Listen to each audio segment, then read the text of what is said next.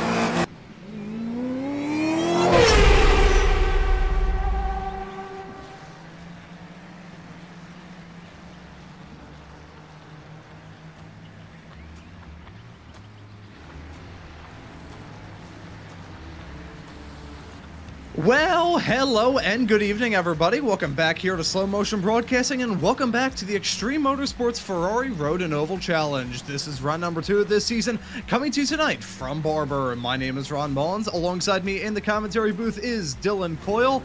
Joshua Wilkie is our producer for tonight's broadcast. Well, Dylan, after a barn burner of a round last time out at Sebring, we head off to another classic American road course, but one with a little bit less history than Sebring 2 weeks ago. Barber is still a great racetrack, though. Hosts IndyCar, hosts a decent amount of sports car races every single calendar year, and it's a very unique facility and a super familiar track to many of these racers. It's one that gets a lot of use in sim from sports car circles, so even though we have these newer cars, these drivers may be able to take to this combination like a duck to water.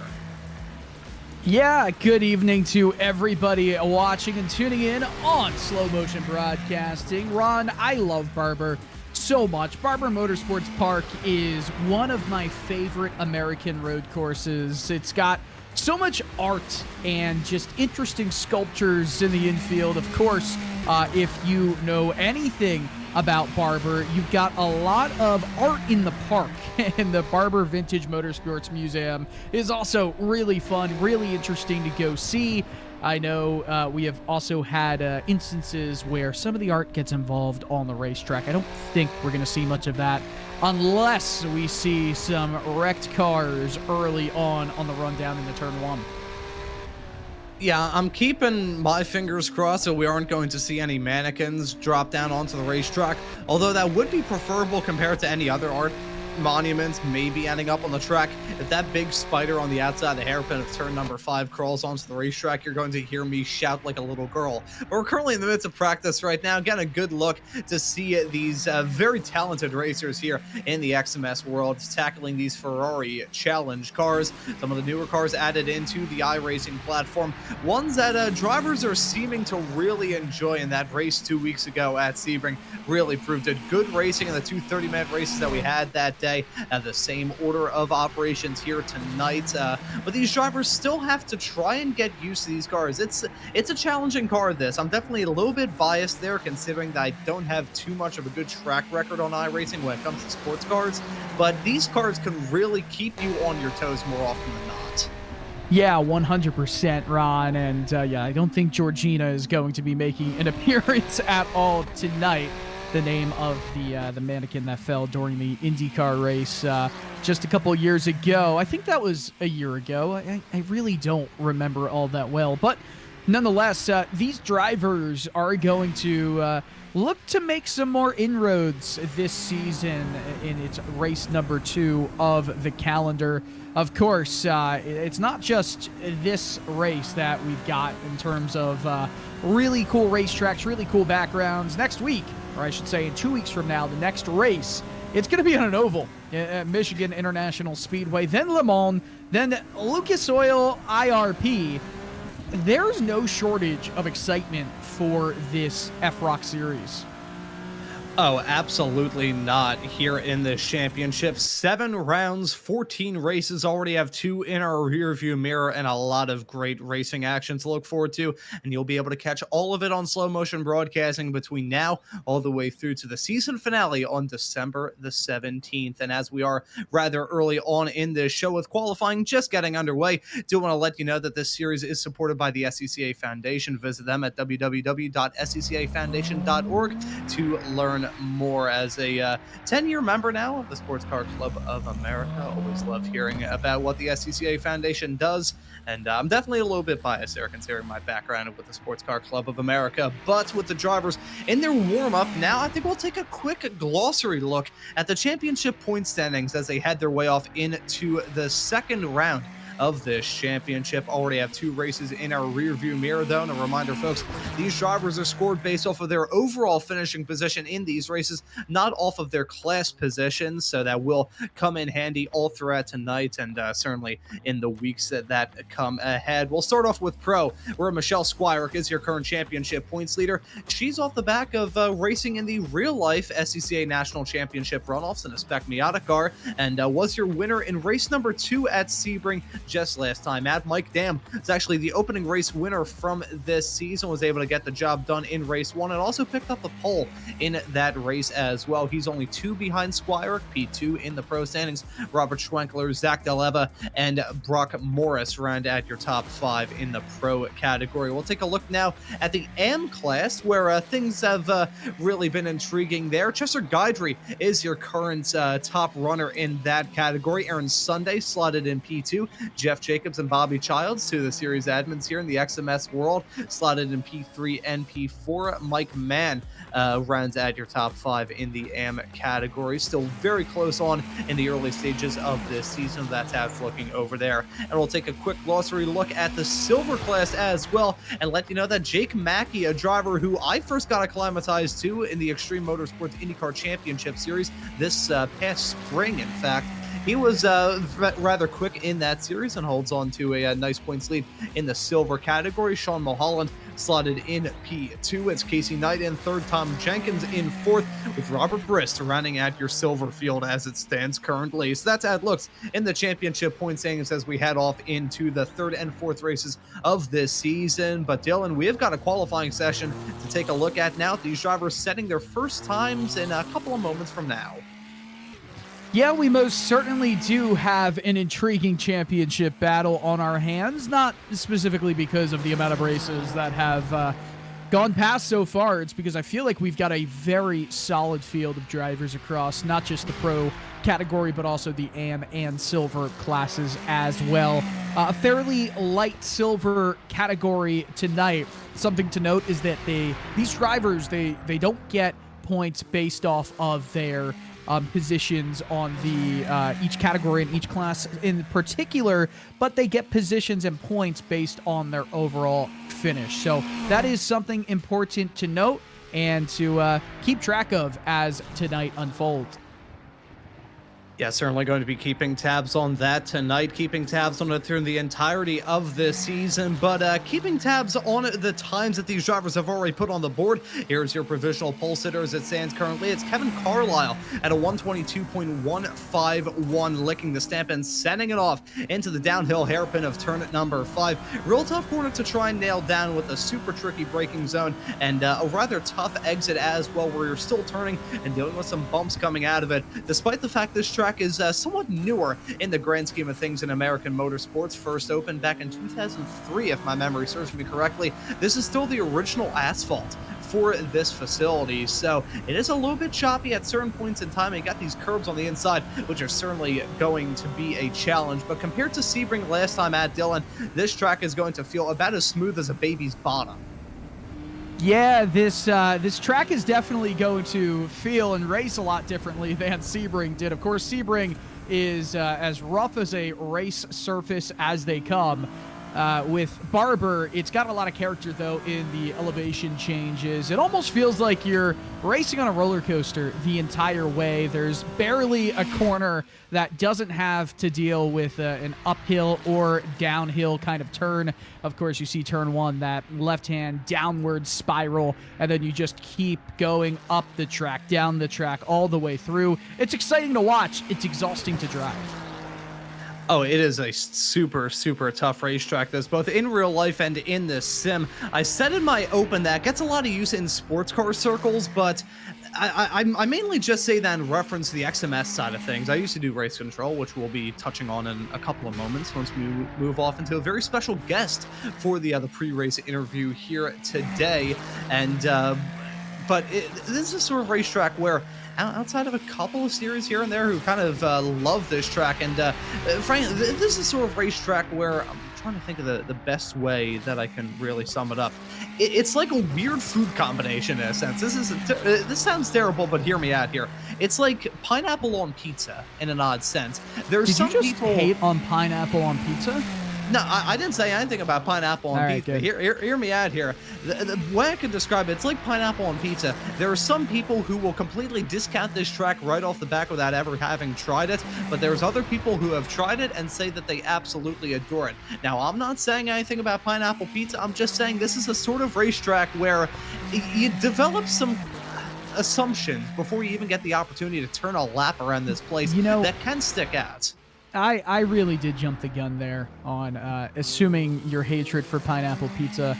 Although I do have a friend that believes it is a travesty and just a disgrace to Italians everywhere. And as someone with great-grandparents from Italy, I say, you might be right, but it doesn't matter. It's still good. I think there's one person here on Slow Motion Broadcasting that absolutely despises the existence of pineapple on pizza, and that is our resident Weekend Warriors producer, Mr. Guido Marzucchi. I remember one time I sat through a rant that Guido fired off talking about all food that isn't Italian one time after a show, and I had to mute my microphone because I was laughing so hard. But, it's, we love food. If you've ever seen we me all in love person, food. When I was in middle school, yeah, food is absolutely fantastic. When I was in middle school, I looked like a human exercise ball. So I cannot understate my love of food. But we still got a qualifying session to talk about before we start getting lost up in the pizza topping discussion. Let's look at Isla's Specker in the other number 86 car, heading down into the turn 12 and 13 section. Very tough section to try and nail down. Look at the elevation change through here as well. Barber, a bit of a silent assassin, really, when it comes to the elevation change. It's rather huge here. You know, I may have missed your initial statement, but I did hear. Did you say downhill assassin? It's a silent assassin. I heard downhill assassin, and that's what you've got to be going into turn 1 here at Barber. Did you like that save and that segue? I did. Very, very nicely played. The true professionalism here. It's wonderful. We gotta love it. Absolutely love it. And I actually will say, on the other subject of Isla, it's actually Isla's speaker. So that's I do apologize for that there. But I think with about 8 minutes left to go here, well, 8 minutes already on the board, I should say, in this qualifying session, past the halfway mark. Well, a touch on the class pulse hitters right now. Mike Dam, top qualifier at the moment over Milan Harris in the number 96 car, slotted in P2. Less than a tenth of a second separate those two drivers as it stands currently. Chester Guidery, your top qualifier in the AM category. Jeff Jacobs slotted second in that AM class. Silver, meanwhile, is led by Casey Knight, as we see just a few more cars at there on the racetrack. I do see a very special guest in the XMS interview waiting area, and I will give you all a little bit of a story. So I mentioned this a little bit earlier on in the show. I used to be the race controller, one of the race controllers for the Xtreme Motorsports Monday Nights series that you can catch, as Johnny Carson would say, over on another network. It'll absolutely adore doing that, even though getting cursed out by some drivers, well, not cursed at, but getting told by drivers that I was an idiot was not something I wanted to do every single Monday night, so I did jump out of that to burn my brain cells broadcasting. But one man who was with me for at every single step of the way when I was in race control was the Xtreme Motorsports race director on Monday nights, and an overall very nice man who I haven't had the opportunity to chat with in quite a few months, but it is a very distinct honor to welcome into the broadcast booth pro driver here in the Ferrari Road Oval Challenge, Mr. Ryan Cobb, joining us here in the broadcast booth. Ryan, welcome in. Long time no chat, man. How's it going? Oh, it's going. How about you guys? It is going. We've already had a discussion about pineapple on pizza. We've talked about a great many things, including some racing action. So it's definitely going here in the booth. I'm not a pineapple on pizza person myself, but you know, to each their own. Whatever makes you happy. I think you may just have stoked a war with my colleague Dylan here in the commentary booth. We'll have to like chain him down to his chair. But Ryan, I want to ask you about last week at Sebring, because you put in some pretty all right drives there. We're gonna discount the start in race 2, but overall, it was a pretty good performance for you last time at Sebring. Yeah, it's good to shake off the rust. It's definitely a new style car, getting up to speed. Barber this week is not my best track as well. It's very different, right? You see a lot of GT type cars out there, and it's while it looks like a GT3 on the surface, it's anything but out there. So definitely a fun car to drive. Takes a little bit to get used to with these fixed setups out here as well too. I feel like if you tweaked it in, it'd just be even better at that point as well too. So yeah, disappointed with race 2. Was really happy with the performance in race 1, and kind of looking to pick up and have a little more consistency this week across both races. Yeah, keeping your fingers crossed that everything's going to be smooth here at Barber. I want to ask you, though, what you felt about the car in the other practice and qualifying session that we just had. This track is certainly a unique one on the iRacing platform and real life as well. So I want to ask, how was it behind the wheel a little bit earlier on tonight? Yeah, it's definitely, you're going to see an interesting kind of progression, right? I think it's going to be a couple slow laps to start as the tires get up to temperature, make sure people aren't making mistakes. I think you're going to see a lot of attrition in the first couple laps, and whoever can kind of keep it clean is going to settle into a pace. But it's going to turn into tire management. You heat up those rears with all of these sweeping corners and the S's as well. You're going to see just the car turn into a handful. out there for some drivers, including myself if I'm not careful. So yeah, it's going to be an interesting one just to see the progression for you guys to keep up with, and how the race is going to change from start to finish. Yeah, I feel like this is going to be one of those nights where everybody has to slowly but surely learn the ropes as to the little intricacies surrounding this race here this evening. Ryan, I did share this story at the opening round of this season at Barber 2 weeks ago, but I feel like it's best to come straight out of the horse's mouth. You want to share the story about your team name here?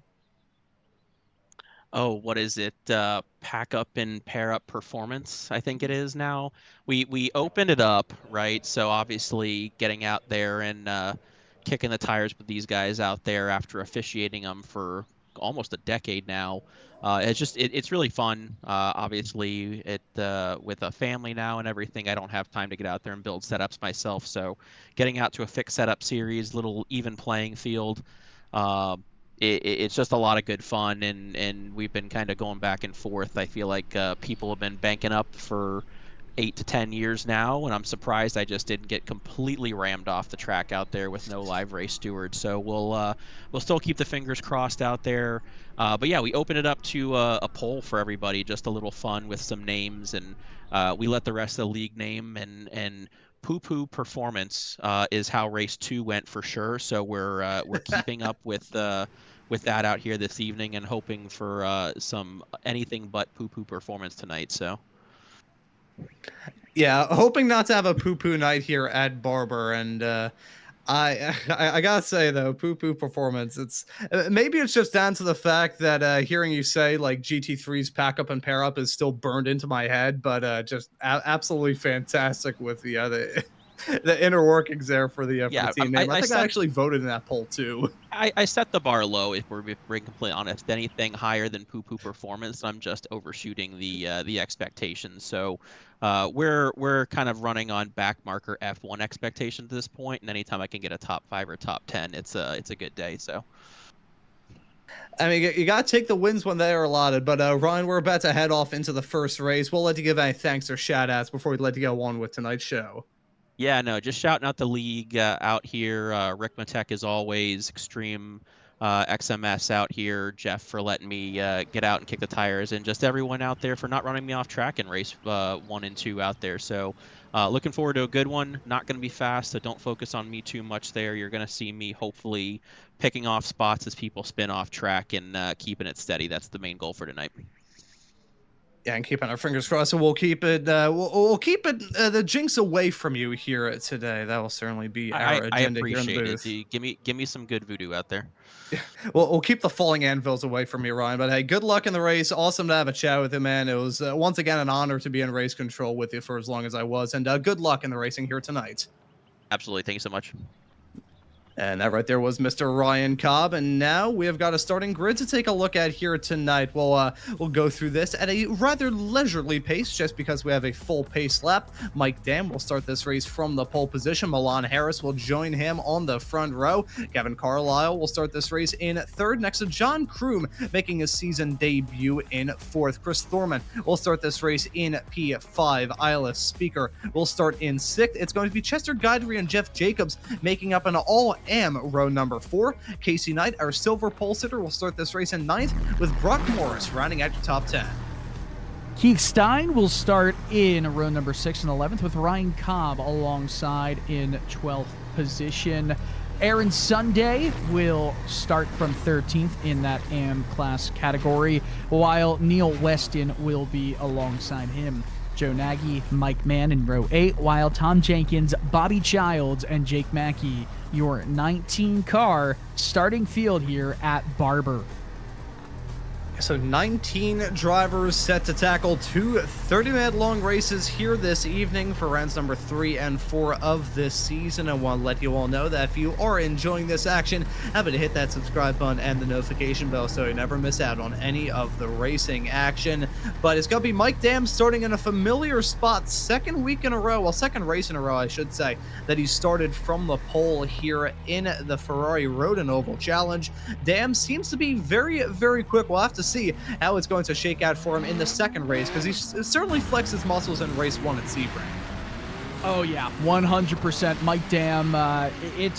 It's almost something you expect every single time he starts up front, that he's going to get a good advantage and start to run away with it. But we did see him try some really aggressive moves with that top 10 invert at Sebring in that second race that cost him, I want to say, if not necessarily a good finish. I don't even remember if he finished within the top 10 during that race. So Mike Dam, there's no question he's going to be one of, if not the fastest drivers in the field tonight. It's a matter of, if he finishes up top here, how he's going to do in race number 2. Yeah, and one thing to raise, of course, the top half of the field invert here in this series. That is always going to throw a bit of a curveball to these competitors week in and week out, and keeping the momentum rolling throughout this season. You know, Dylan, one thing that makes us unique, not only the fact that we're running these rather brand new cars on iRacing on a mix of both road courses and ovals, we also have those 1 week breaks in between all the rounds. Having it spaced out on every other week basis means that momentum can be a bit more important, just to keep it going on the mental side of things throughout a season like this. Yeah, you know, it is a lot about the mentality of these drivers, as we have so many different types of racetracks on the schedule here today, Ron. But you know, as we start to get through the first few races of this season, I wouldn't say the mentality has to play a big role here. I think all these drivers know that the best way to give yourself a championship shout is to not put yourself in the hole early on. That means just put your head down and race. I mean, I know it's quite an easy thing to say, but these drivers know what the goal is. They remember some of the demons and some of the bright spots from Sebring, and all it is here is it's a new 2-race slate. Get it done.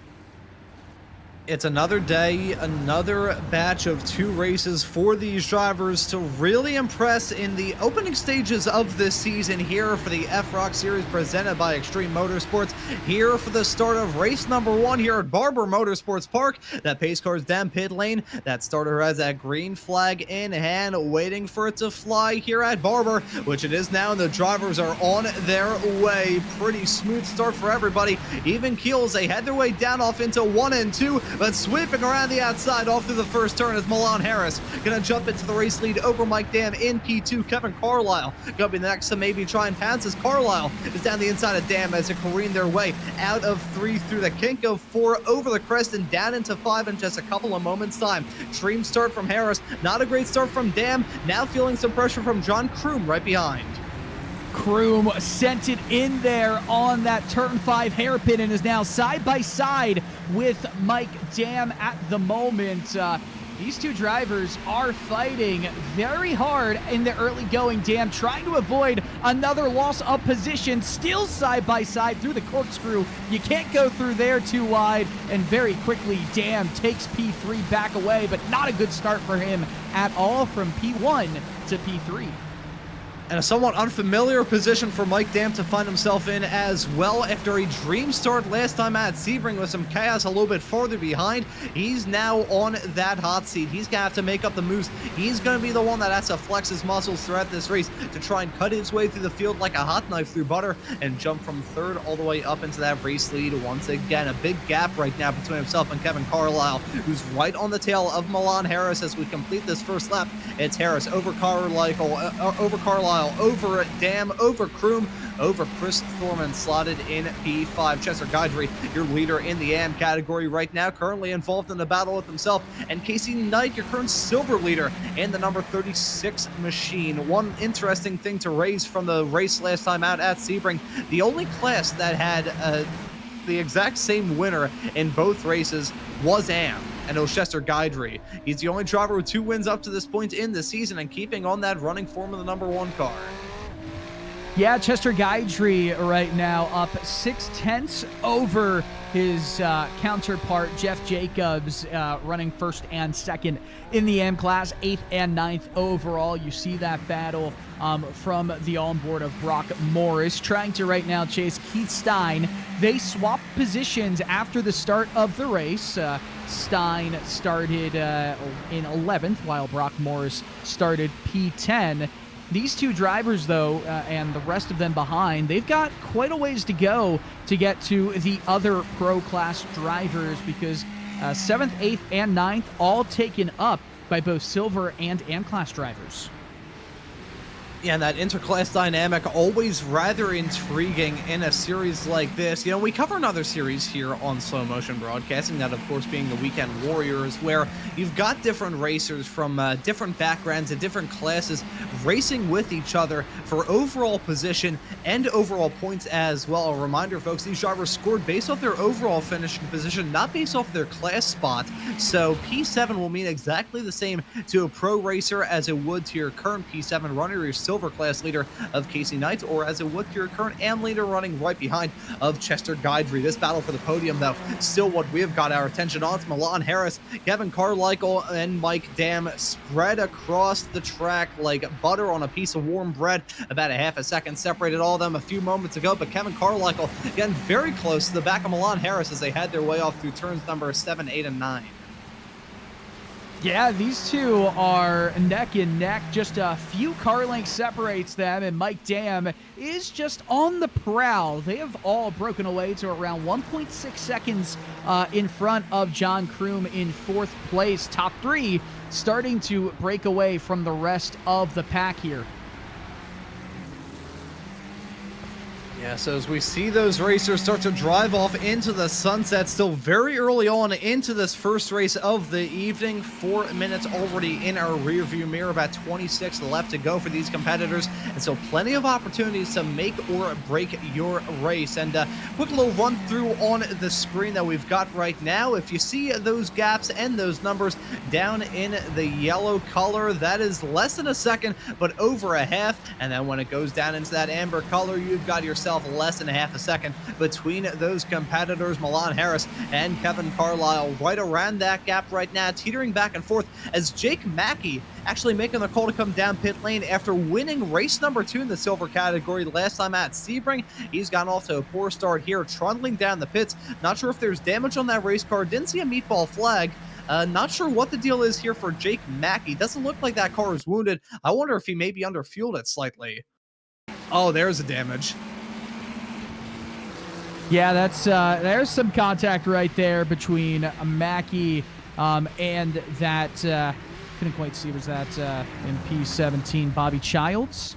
Oh, wow. Mackey went off track right there into the grass on the exit of one of the hairpins here on track. But, you know, it is interesting as we see this race and look at the silver class, how few drivers there are. This is almost going to become a runaway for a driver like Casey Knight as we look at a replay here. Wow, that is no rear wing for Mike Mann, and you cannot go into a fast aerodynamic-based corner with no rear wing and expect to not spin. That's exactly what we saw from the driver of the 032 machine. Yeah, so how did he lose that rear wing in the first place? I'll tell you what, he was running wide off through turn number 13, so that slowed him up already and got some grass on his tires as he headed his way off through the second to last turn. Looking smooth through there, all right for now. Down to the final corner. Was this where man may have lost it? He still has that rear wing on his car for now. I think there may have been actually a little bit of extracurricular drama a little bit later on, because you can see himself and Jake Mackey there. There's man running wide off through turn number 1. Oh, look at him rally action on the inside of turn number 2, and nothing there that Jake Mackey could have done to avoid contact. What in the world indeed? What in the world did we just see right there? I mean, Jake Mackey definitely was observing all of those moments in a very too close to call kind of way, too close for comfort, I should say, kind of way. As we work our way to almost 7 minutes into this 30-minute race. And it does look like a bit of a breakaway, even more so by that top three. Dam, who lost 2 spots to both Harris and Carlisle. I mean, these 3 drivers, their last lap times were within 0.3 of each other, and the last lap time actually for Harris and Carlisle were only 1/1000th from each other. Let's take a look at the replay of the start of this race and see exactly how Mike Dam lost these positions to Milan Harris and Kevin Carlisle. Yeah, this was a darn good start from Harris. Look at that, just sweeping around the outside off through turn number 1. Turn 1 here, so tough to go side by side through, but the inside line is usually preferable. Sweeping around the outside, that's a statement move from Milan Harris right at the start, and I think it really just threw Mike Dam off, and you can see him actually running a little bit wide, off into the dirt, in fact, as he headed his way over the crest of the hill, through into turn number 4, and then he was stuck on the outside through 5. He still held on to that spot as Jean Kroom in the number 45 car was the attacking car in that situation, as now about 3 seconds back. These front 3 have really just driven off into the distance, but Mike Dam, after getting shown the door off through turn number 1, I think that just set the trend for the first lap, because it took him probably until either the very end of that lap or even the start of lap 2 to really get his bearings fully straight after that. I think that move just about stunned him. Yeah, 100%, but at the end of the day, he's recovered quite well, and it's a very difficult thing to try to collect your bearings again once you've kind of been thrown off, especially at the beginning of a race. You can all of a sudden, you feel like you're uncontested, right? You're going into turn 1, you think you're going to be all on your lonesome, you've got the preferred line. Well, when that doesn't happen, it takes you by surprise. You've got to get your mentality back in shape. And if you recall from that first lap, as we ran down into the corkscrew, Mike Dam almost lost P3, almost went down into 4th place. John Kroom was alongside him going through that turn 5 hairpin, and even still going through 7, 8, and 9, that corkscrew complex. So a really solid job there from Dam, and now he just needs to deal with these 2 drivers who continue to pull away by maybe 100th or so every sector, it seems, on Dam. I don't know how much of an impact Dirty Air is having. It might have a little bit, especially through the S's on the back end of this speedway going up the hill here through the carousel, and turn 3 can play an effect. You know, if we were in a faster car that had, like an open wheel car, right? IndyCar, something like that. That turn 4 section that we just saw these drivers go over, where, you go up the crest and downhill pretty quickly. That is a very dangerous area. Your car gets very light, right? It's just physics. You all of a sudden go up the hill, and it's like, if you're ever driving. Speaking about going down the hill, way off track is the 2nd place driver in Kevin Carlisle. I'll let you take this one. Oh, that sounded like a tornado siren there as Kevin Carlisle riding that car like a bucking bronco off through the 7 and 8 chicane. He holds on to that P2 spot as but lost out on a boatload of time. Now 1.2 second, the gap into himself, and still not over. He hits the curb. Gonna avoid the wall, but he hit the curb big time, and that's gonna set him off the track. I nearly said he hit the wall, but that curb on the inside is so high that basically feels like it just slammed straight into a concrete wall. Kevin Carlisle, who at one point just a few moments ago was running firmly and rather comfortably, in fact, in P2, and had a good shot to take the race lead from Milan Harris. A series of mistakes all through the middle sector, going to turn a surefire podium here in race number 1 into a rather disastrous affair. There's a second curb contact, hit it, and nothing that he could do there. The curbs around here surprisingly deadly. I mean, this is another thing, right? We were just talking about keeping your head on straight. You make a mistake. In the case of Mike Dam, you make a mistake. You get overtaken twice on the opening few corners. You're almost overtaken again for P3, almost down into 4th. Well, he got himself settled. He stayed put in 3rd place, and he got his head straight, right? He didn't make any more mistakes. He was just riding in line behind the drivers in front. Well, that's not what we saw right there from Kevin Carlisle. We're watching another replay from Brock Morris's perspective. Not sure who that was off track right there. But with Kevin Carlisle, made one mistake, went off track, through the corkscrew, and just never got his head back on straight. He saw that gap start to widen, and just couldn't really corral the car. You know, it's one of those mental things, right? One mistake compounds into another mistake compounds into a race-ending disaster. Yeah, I was going to say in reference to the curbs heading off through the chicanes, which are surprisingly plentiful here. You don't really think of this track as having a lot of chicanes, but you got 7 and 8, you got 10 and 11, and you also have 12 and 13. When you head your way off through those sections of the racetrack, as we see side-by-side racing between your AM class P3 runner in the AM category and P12 overall of Aaron Sunday, got overtaken by Kevin Carlisle down the start-finish stretch. Yeah, the curbs heading off through there, it feels similar in an odd sense. The curbs off through the bus stop chicane at Watkins Glen, where you basically have to be all or nothing heading off through there. You either just clobber the curbs, get all 4 up off the deck, and basically treat your car like a rally car and say, you know what? We're in iRacing. I don't have to worry about my suspension just being completely blown out by the end of this. My car basically handling like a waterbed. I can run over the curbs and be fine. Either you do that or you don't even, like, there would be dents in the curb from people trying to touch it with a 10-foot pole. That would be the problem that you have it heading all through this racetrack. You got to treat the curbs as an all or nothing deal. You either avoid them at all costs, or you treat them as if they're your pillow at the end of a very long night. I mean, it's full commitment at a lot of corners here at Barber. And a lot of that comes from that middle sector, right? You're going through the corkscrew. Like you said, you really have to get the right sides and the left sides and the right sides glued to the apex to kind of exit that corkscrew.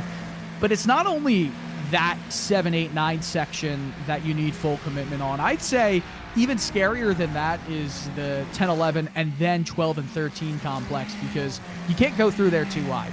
You have to go through there just by yourself pretty much, and you've got to almost straight line it in a way.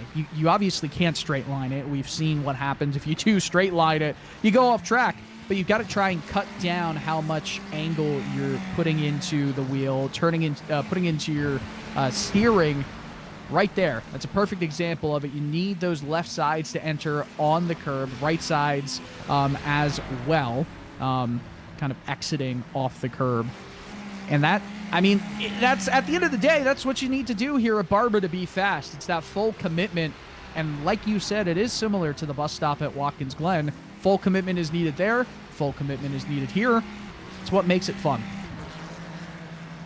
Yeah, the most fun that I ever feel on iRacing is in a car where you're just pushing it to the absolute limit, and the car, it won't just throw you off completely, but saying, hey, if you push this a little bit too hard, I will throw you off the track in the blink of an eye. As here we go, that's side-by-side racing for one of the spots in the pro category. That's P10 overall with Kevin Carlisle and Keith Stein as they headed their way off side-by-side down the start-finish stretch into turn number 1. Carlisle going to get that move done over Stein to jump his way back up into the top 10. Recovery drive at the moment is the order of the day for Kevin Carlisle, but I don't think he should be too discouraged for 2 very good reasons. First off, the pace that he showed in the opening stages of this race, rather impressive. It was good speed that we saw from that number 72 car. Just make sure it doesn't have a dent in the front of it, end of it, as it gets really close to the back of Brock Morris all through turn number 5. But Kevin Carlisle, with that P10 spot that he's holding on to right now, I believe he would inherit the pole position in the second race coming up later on this evening. So he would be in a pretty all right spot. And hey, based off the performance that he put in right at the start, he may be in a spot to do what Mike Dam and Michelle Squire have already done up to this point in the season. Take that lead and really never look back. Whoa! You know, this is something... Wow, yeah. It may have been Jeff Jacobs way off track. And we'll have to take a look at a replay there, because that was... I mean, he was searching for a different state at that rate. Let's see what Jeff Jacobs' perspective was coming through here. Curve. See, full commitment is needed, but if you mess up, that is a massive hit into the guardrails right there. That will be a race ender for Jeff Jacobs.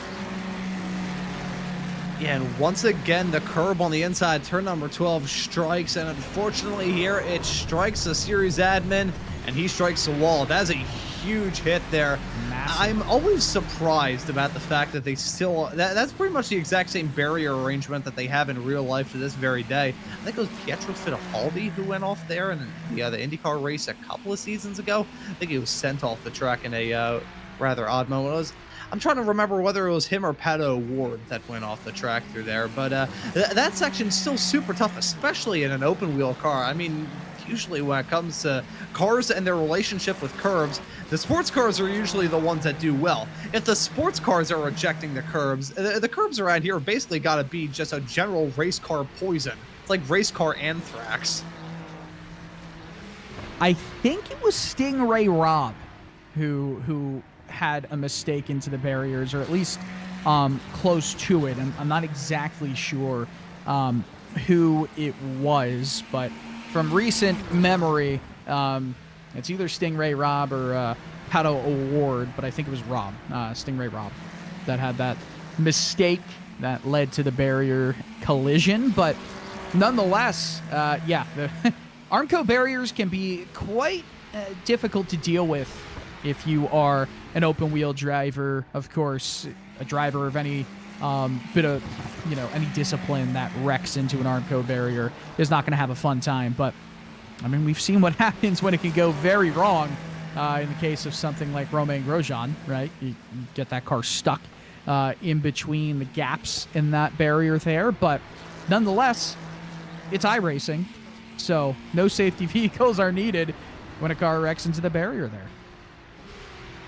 Yeah, that's one great thing about iRacing, and that's benefited me quite a lot. I will never forget the one time that I was driving a Formula 3 car at Charlotte on the oval, not even the Roval. It was on the actual full 1.5 mile oval track, and I crashed so hard with an AI car, I actually crashed my sim. I still do not know how I was able to do that, but it happened, and I will never forget it until the other day that I die. But we have got ourselves a battle starting to formulate up at the front. Milan Harris and Mike Dam were separated by about 1.2 seconds not too terribly long ago. That gap has now since halved. And looking at the sector times as well, Dam closing up by another half a tenth nearly off to the first sector of this lap alone. Mike Dam starting to turn up the wick as we get to the end of this race. Milan Harris in his season debut here in the Ferrari Road Oval Challenge, looking to get win number 1. Mike Dam, meanwhile, looking to get his second win in race number 1 here. Lots of time still to go. 20 minutes down. Well, I should say 19 minutes and about to be 20. I'm going to keep prolonging this until I can say 20 minutes down. 10 minutes to go here in this race, plus any additional time to finish that final lap. Right now, we're looking at lap times at around 1 minute 21 seconds. So probably give or take. I'm going to do some math, and quick math is not my strong suit at the moment. Give me a moment here. Let's say 7 laps to go. How about that? 15 laps down, 7 laps to go sounds right about what we're expecting. So 7 laps for Mike Dam to try and cut down that gap even more so. I mean, he's right there. There's no question about it. Dam is on the verge of making a play for that race lead. Milan Harris is only half a second in front of him. So they go down into this turn 3 or turn 5 hairpin. Dam, I mean, his braking points are a little bit later than Harris. He's a little bit more aggressive. It's a bit easier when you are the trailing car to kind of judge the stopping points, the turn-in points of the car in front of you. Harder to shadow drive when you are the leading car, I should say mirror drive, than it is to shadow drive as the trailing car. But there is some lap traffic ahead. I wonder how much it's going to impact these drivers here. It's Jake Mackey in that 199 machine.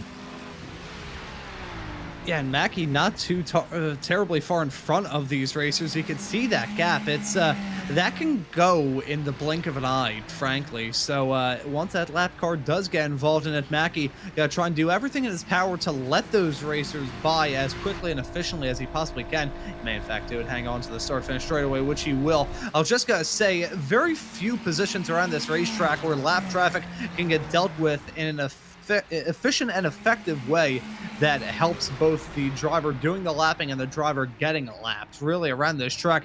Like if Mackey didn't let off heading off through that final sector onto the start finish straight away, probably would have caught him around about here off in the mid sector, and that is not a good section to deal with lap traffic. You've got so many medium to high speed turns that frankly your handling is just going, if you're Milan Harris, your car would be handling like 2 scoops of poop. So very, very nice to see the sportsmanship there from Jake Mackey, letting him by as they headed their way onto the start finish straight away. Milan Harris and Mike Dam now covered by 0.4 of a second. Just was going to raise, talking about the lap times from these competitors thus far. Milan Harris, last time by, was able to clock in a pretty okay time at a 121.3.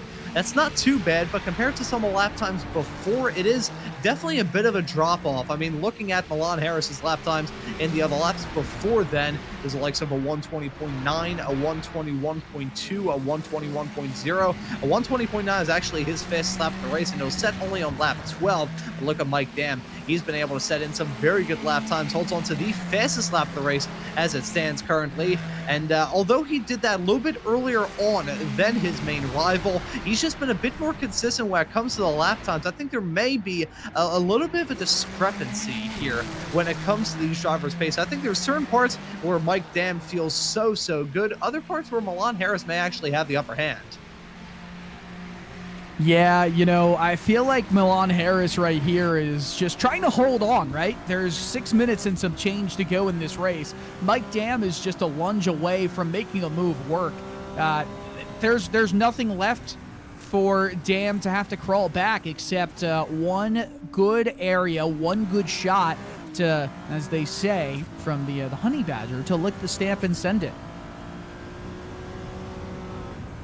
Hey, there we go, breaking out the Ricardo terminology here. I like it a lot. But with 6 minutes left to go in this race, yeah, may potentially, perhaps. I invoked a little bit of like racing tradition, a winner's tradition. Back in my karting days, there were 2 separate occasions where I kissed the ground that I was racing on after I won. One of them was at a parking lot, which has now unfortunately been torn up to build some apartments, and I'm really worried that the part of the ground that I kissed may actually be the home of a toilet presently. But regardless, we've still got a battle very close up in the front. Milan Harris and Mike Dam still going tit for tat when it comes to lap times. Last time by, pretty close in terms of the times that they set, but Harris once again a little bit slower than Dam. So this is a bit of an uphill challenge for Harris to really shake off this challenge with a decent amount of time left to go in this race. For Milan Harris, it's gonna feel like an eternity.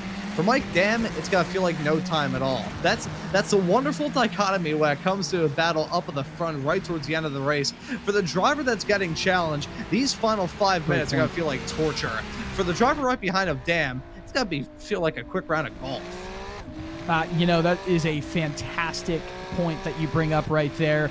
It does feel like a little bit of time dilation for one driver, and for the other driver, well, they feel almost like they're the black hole, right? Where you've got, I don't know how I'm trying to make this analogy work, but you get what I'm trying to say. There's an Interstellar reference in here somewhere.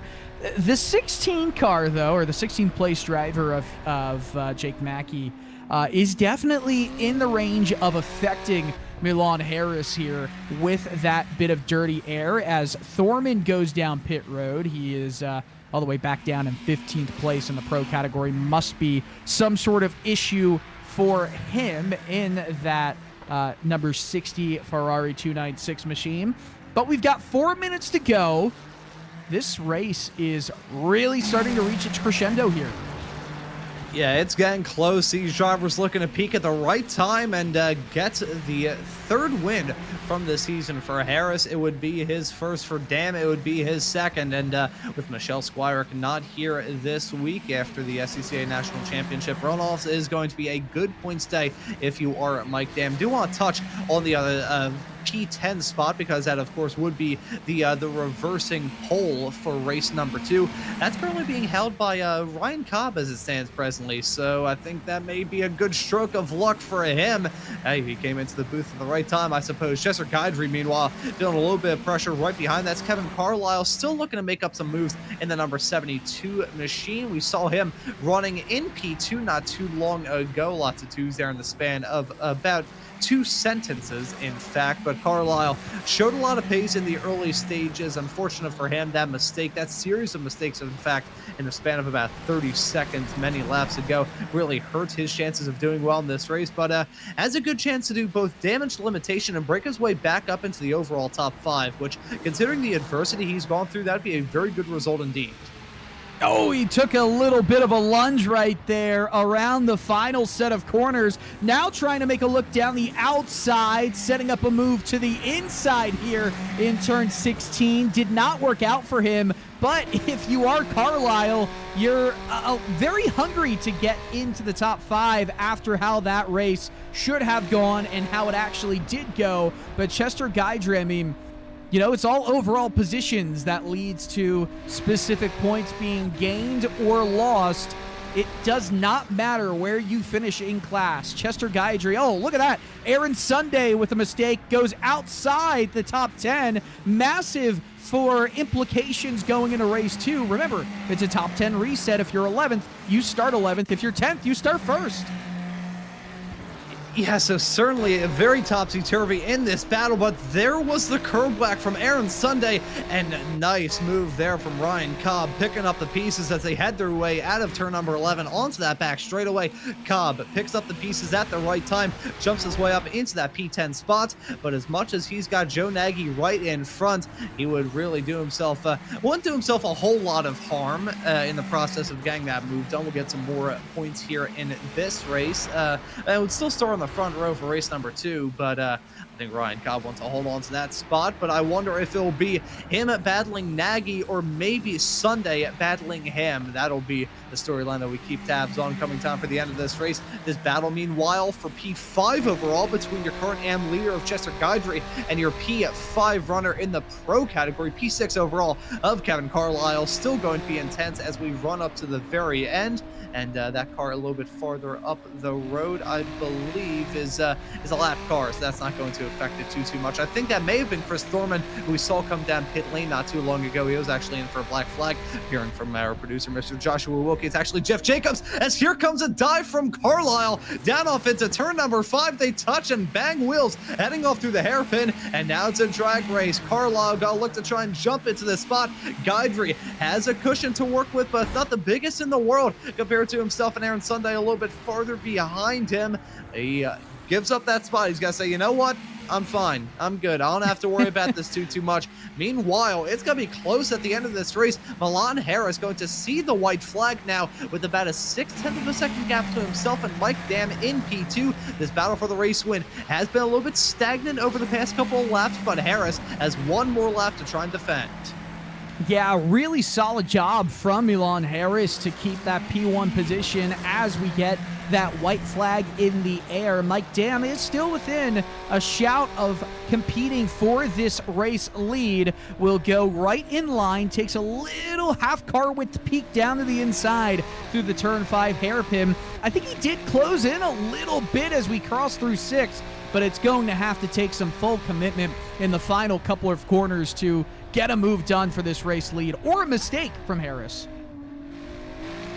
Yeah, if there's any sort of trip up from Milan Harris, that would open the door wide open for Mike Dam to be able to jump into the race lead and grab the win. You can see him very aggressive with the curbs. Milan Harris runs a little bit wide, keeping our eyes open. No slowdown there from Harris, but puts himself under even more pressure as they head their way off through turn number 12 and 13 for the final time down the hill, off through this final sweeper. Milan Harris looking to try and capitalize on the mistakes from the drivers around him and grab his first win here in the FROC series here in 2025. Out of the final turn, Milan Harris going to score the victory in race number 1 here at Barber. Mike Dam comes home in a very close and hotly contested P2. It's going to be John Kroom finishing this race in a rather distant 3rd, but Harris and Dam really put on a good dance at the end of this race. Yeah, such an awesome job from Milan Harris, and a really solid job from Mike Dam to really put in a good bit of work there on the final lap, just not enough. John Kroom came across the line to finish in third, with Isla Specker, finishing in P4. Gotta give a shout out though to Kevin Carlisle. Recovers, finishes in the top 5. He'll start 6th in race 2, and of course, the rest of the classes crossing the line now. Chester Guidry wins that AM class by a fair bit. I think it was, well, can't necessarily tell. I think it was 5.3 seconds to Brock Morris in the overall positioning. And Tom Jenkins is going to win the silver class. Everyone has crossed the line.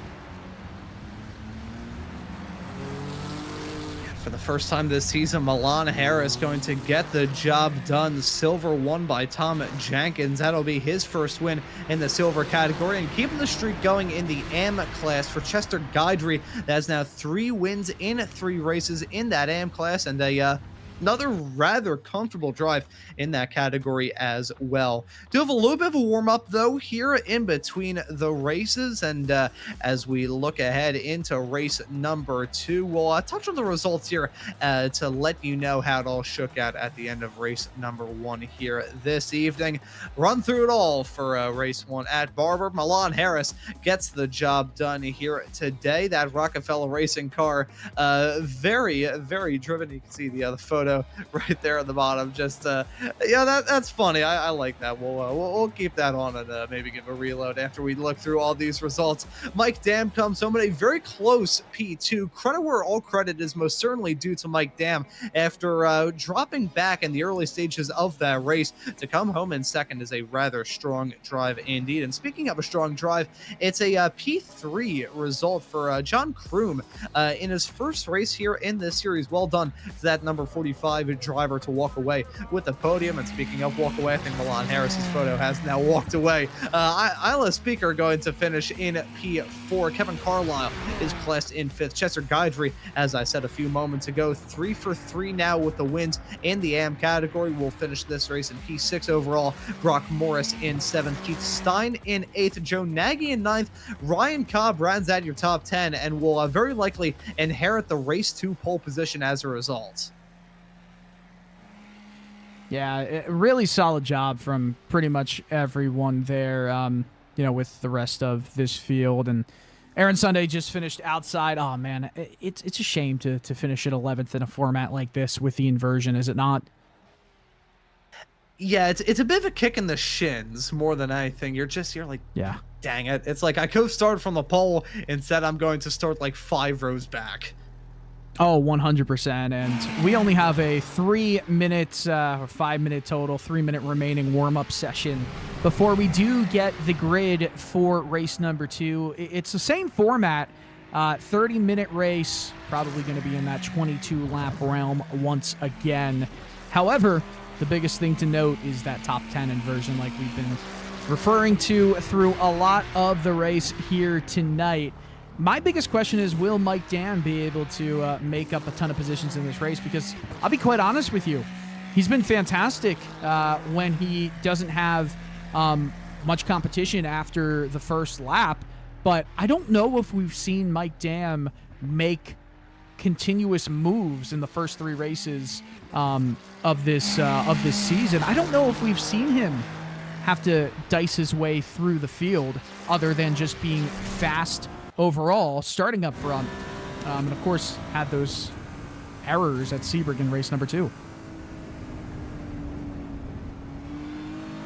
Yeah, I'm trying to think of what is going to be the most interesting storyline to follow as we head off into the second race tonight. Will it be Mike Dam having to scythe his way through the field? I mean, race 2 at Sebring, he had to do it, and didn't really work out too well for him. I think at the end of this race, at the end of that race, I should say, and I'll fact check myself on this to make sure that I don't have the completely wrong outlook here. Mike Dam ended up walking away with a P5 in that second race at Sebring, which isn't necessarily bad, and frankly, here today, that'd be a solid result for him. But Yeah, you gotta wonder if he can maybe improve on that even more. As we said a little bit earlier on in this show, his main title rival, at least based off the first two races, Michelle Squire, not here tonight. So this gives Mike Dam an opportunity to try and jump out into an early points lead in that pro category.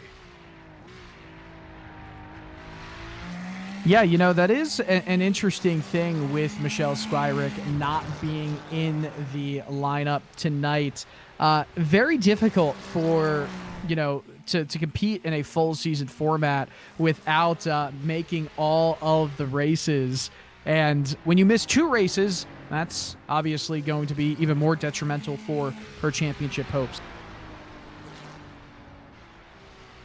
Yeah, so unfortunately for Michelle Squire to not be here, but it was nice to see her and many of the other names and faces that you see here in the slow motion broadcasting world out there. So some drivers that myself and our esteemed producer and colleague, Mr. Joshua Wilkie, have a decent amount of experience covering. The Stasinskis over on the Formula V Weekend Warriors that you can catch on Saturdays here on slow motion broadcasting, along with, of course, all the action here from FROC all throughout this championship, and everything else here on slow motion broadcasting gives you a darn good reason to subscribe and hit that notification bell so you never miss out on any of the racing action.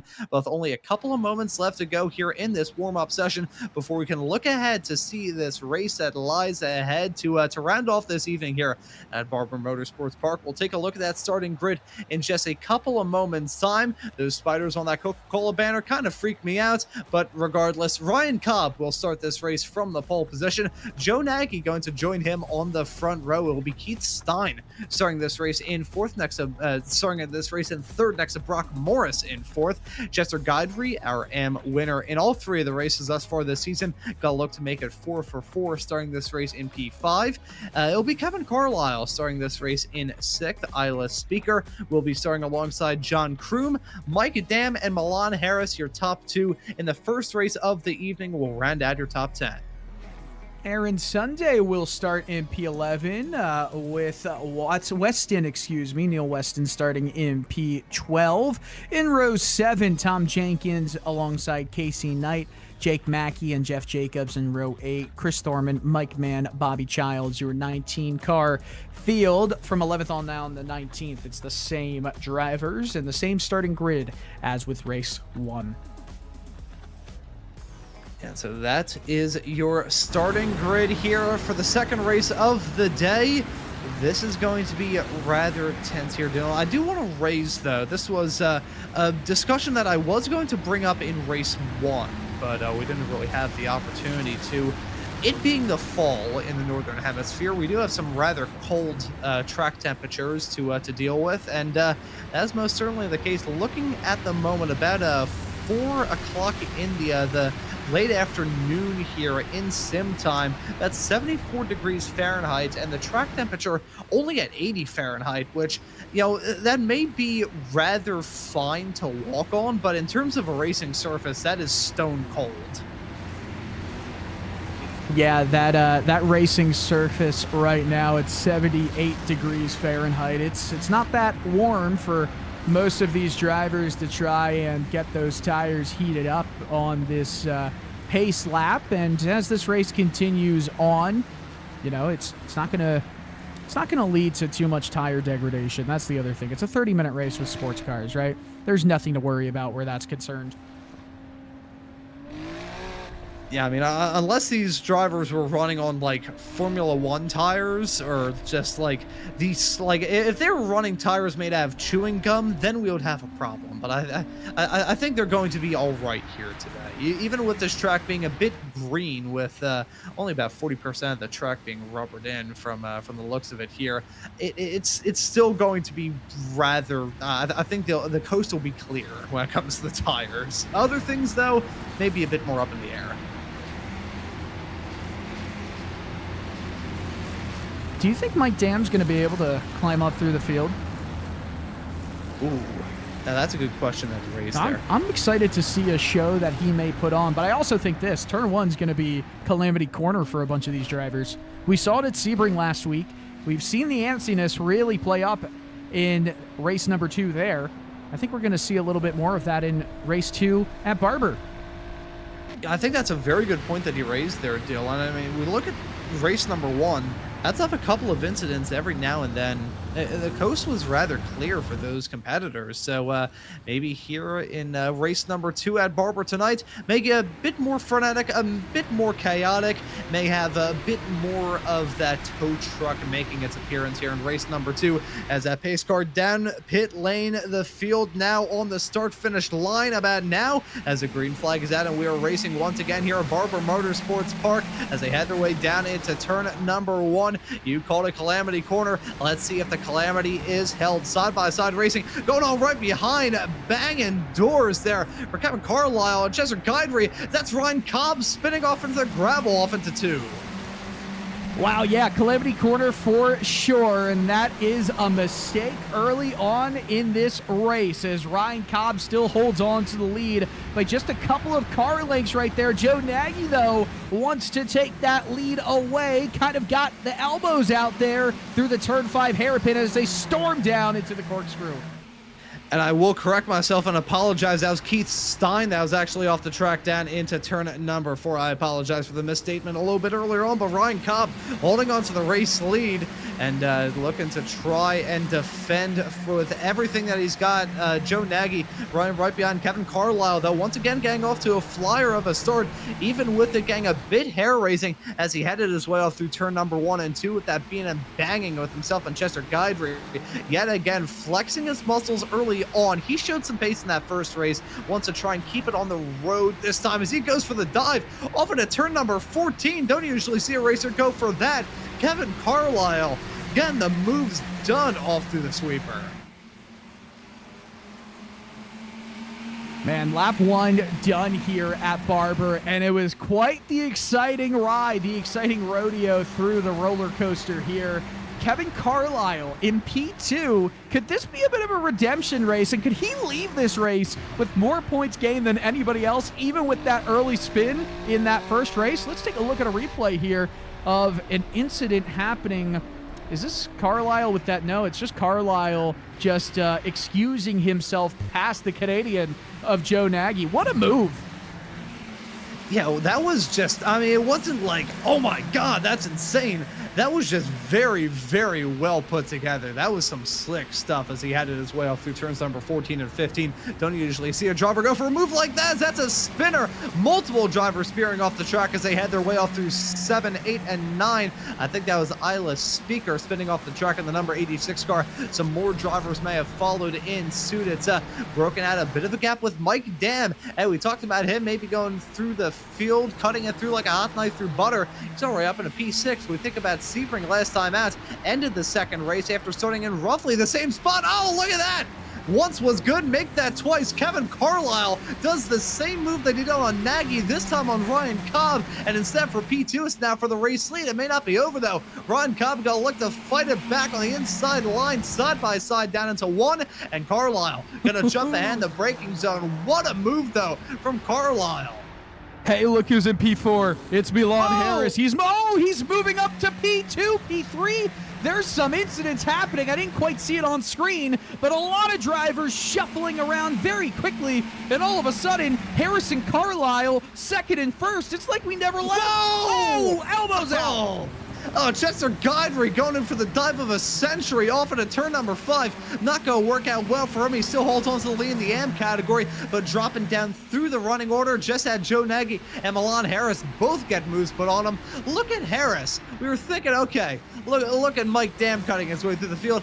Look at Harris run right in front after starting behind Dam. Incredible stuff that we're seeing in the early stages of this race. Meanwhile, Kevin Carlisle has just said, you know what? I'm good. He's just driven off into the sunset. 2.1 second gap between himself and Joe Nagy, who's still involved in that battle with himself and Harris. Harris with a huge curve back all through turn number 12. You know, we were talking about the curbs, how they're basically a no-go zone for many a racer. You either have to just lay on them like the bed in your room late at night, or you just had to avoid even looking at them, let alone touching them with a 10-foot pole. I think these racers have decided to take the bet option instead. And look at that move from Kevin Carlisle. I said it in reference to him getting the move done on Joe Nagy one lap prior to that. It's not the most outrageous and gutsy move, but it's so opportunistic, and I'm not really sure the best. It's basically a MacGyver move right there. That is a move where the best comparison you get, it's like making a spear out of a coconut husk. That was an insane move with what he had to offer. Can you repeat that to me? It was a MacGyvered move. It was like he was making a spear out of a coconut husk. You know, you don't see a driver go for a move off through. Oh no! You don't see a driver going for a spin like that off through the chicane. Unfortunately, there for Joe Nagy and Milan Harris, they have come to blows down into 7, 8, and 9. Nagy gonna drop down way to the back of the pack. I think the only driver he's in front of currently is Jeff Jacobs, who's run into his fair share of drama right at the start. Nagy, who's running in P2, gonna drop down like a stone thrown into a pond. And let's see what happened here. It was clean through 5. Nagy ran a little bit wide and gave Harris the opportunity to get the move done, and then calamity sets in at the chicane right after. Shish kebab moment right here to continue your food references. That was just, you know, the move was on. The space was opened up going into the corkscrew. It's just you don't expect somebody to take it there. I mean, it was open. It was just kind of a little bit sloppy from all involved. But I'd say if the space is open and the car is there, then maybe don't turn in early. Yeah, unfortunate stuff as they had their way down into 7 and 8, and big shame for Nagy because he was running so well in this race, and it's really all come down to naughty slide down in P18, effectively in no man's land currently. As we look at this battle, it's Brock Morris and John Kroom side by side off of the exact same section of the racetrack. Look at that, some gutsy stuff, keeping it tidy around the outside. John Kroom in his series debut here in FROC, gonna jump his way up into P7, holds off the challenge from Brock Morris with some commanding stuff down into the back end chicane. Yeah, that was impressive. And can we commend right now the sounds that are coming out of your screens? Oh no, 2 cars just went off, one into the Armco barrier. That was a bang bang sound kind of thing. What's going on? What's going on? I'm losing my mind trying to make sounds that are onomatopoeias, and all of a sudden 2 drivers decide they're just going to go for non-synchronized spins into the outfield while they both rally their way back onto track and go into their slipstream while on grass. What is going on? You know, if we're keeping the onomatopoeias going on, the best way I could describe that incident down into 12 and 13 was a bing, bang. That was unfortunate as they headed their way off through the track, and yes, I just dropped my phone on my desk, so they may not be the smartest decision in the world. There's a 37 sliding off the track, right as Neil Weston was off the track too in the 6 car. You know, remember what we said right before the start of this race, Dylan, how we were expecting some drama and chaos? I think we've got it. Yes. Yes. Yes. Yeah. Yes, that we certainly have. Oh. Man, that's okay, it wasn't as bad as it could have been for Weston right there, but that re-entry from both of them just cracked me up the whole time. I was trying to say the sound from this slow motion broadcast produced by Joshua Wilkie has been phenomenal. More off-roading. What is going on? Oh, and what was that onomatopoeia coming at me? I sound like a prop plane there. I'm not sure if that got picked up on the mic. I was just like, ooh, the whole time. It kept it out of the barrier, though. Anyways, continue on, Dylan. I mean, I have nothing else to say. Great sounds. No, it just sounds really good. It does sound like, you know, some warplanes going over the Pacific right there. Beautiful.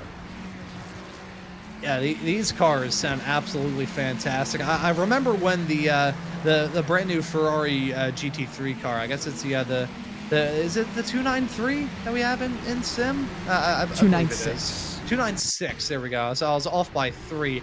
But I remember when that car got introduced into iRacing back in 2023. I remember just being gobsmacked by how it looked and gobsmacked by how it sounded. And one driver's got to be gobsmacked by that is Chester Guidry and Casey Knight fighting on the inside all through turn number 14, 15, around the outside through 16. And she finally got the move done. Knight, after a little bit of disappointment last time at Sebring, a track that she has now christened as her least favorite track in the entirety of the world, looking to fight back here at Barber. Holds on to the silver lead as it stands at the present moment over Jake Mackey, and your race 1 winner in the class of Tom Jennings slotted in P10. And Knight able to hold on to a top 5 with a rather brilliant move off the final sector. Yeah, no, that was a really, really solid move right there. Keith Stein now chasing that top 10 position, currently held by Tom Jenkins last in the silver class. Oh, look at this, a really bold move right there from Spiker, and oh boy, on the outside now, going through the carousel.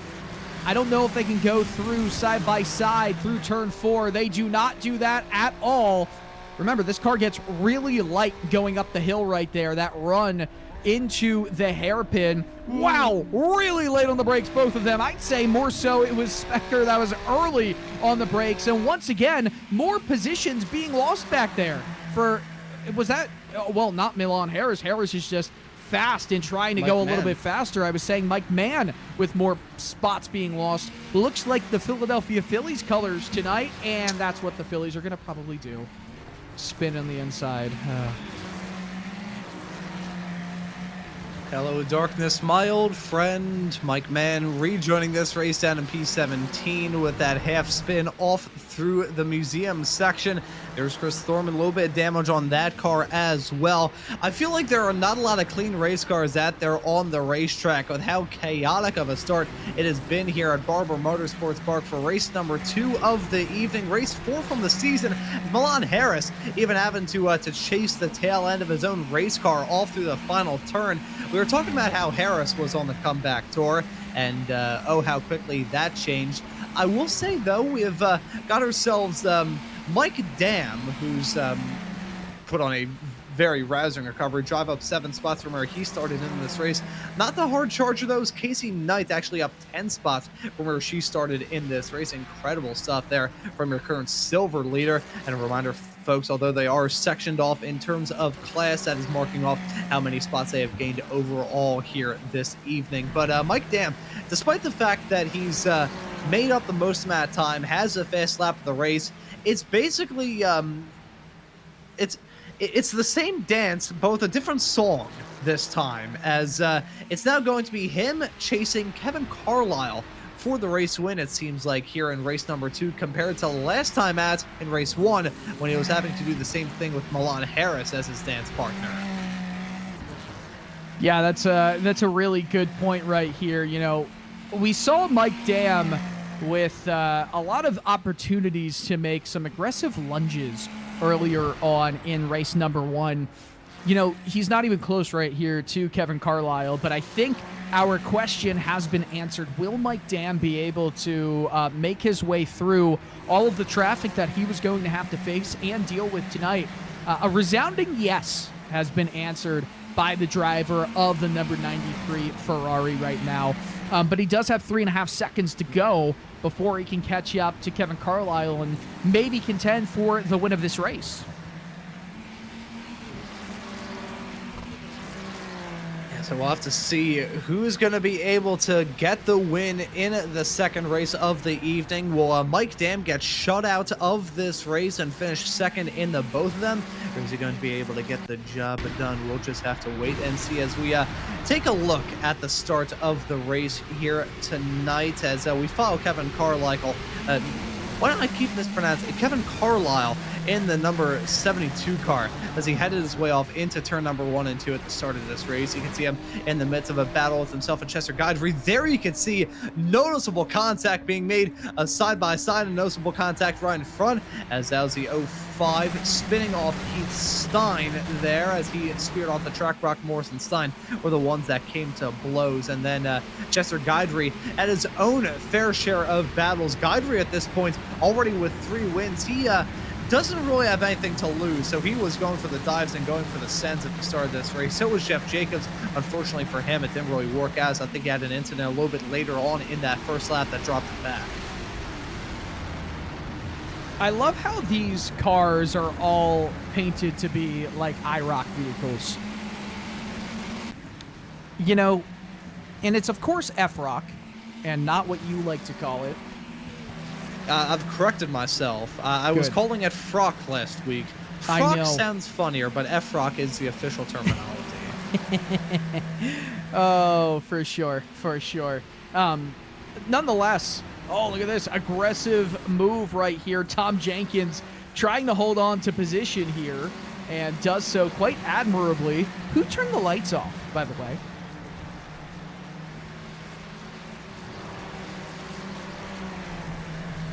Oh, I had my microphone muted there. That's, there we go. Who turned the mic off and the lights off? Your electricity must have gone dead.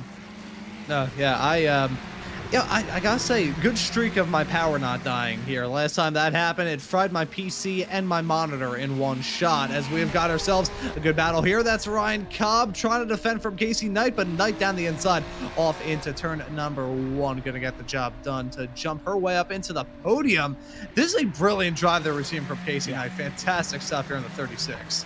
Yeah, no, you're absolutely right about that. Casey Knight is just driving up through the field, doing a very admirable job right now in that silver class. Remember, first in the silver class is great when it comes to comparing yourself against your silver class compatriots, but it means nothing when it comes to getting points for winning the class. It's your overall finishing position. I don't know how many times I'm going to say that in this broadcast tonight, but it does matter. They're all racing against each other, and we obviously see all of these drivers can really fit into any class and any position. Everyone is so close together as we're riding on board with the third place, but also last place in the silver class running driver, Tom Jenkins.